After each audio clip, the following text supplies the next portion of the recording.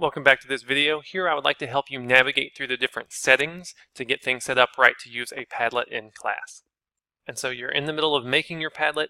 You have all these options over here. Of course, you want to give it a title. You might want to use the description here to give them instructions, like exactly what to do. You might cheat with your description there. And then, of course, there are a lot of kind of gorgeous settings you could do. I like this map, right? You can change this, you can change your font. There are all sorts of kind of cosmetic things you can do. And then underneath, once you get down here, this is where things begin to get important for your class setup. So what I would say is this setting is my favorite.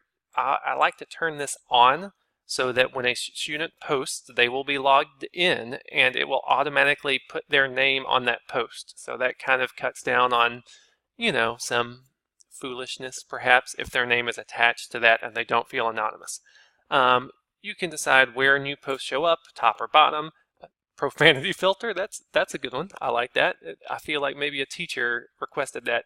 Now, if you would like to start some conversation, students could comment or thumbs up things, almost like Facebook or Pinterest or whatever, so you could turn those settings on.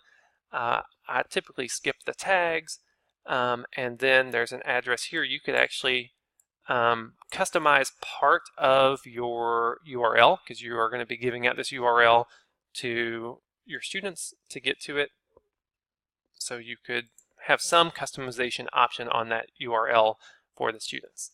Once you have that, again, most important, turn on your attribution and your profanity filter. Then I go to the next screen. Now, if you would like for this to be accessible to your students, you don't want it to be private. I tend to do secret so that they have to get the code or the URL to get there, so I'll leave this as secret.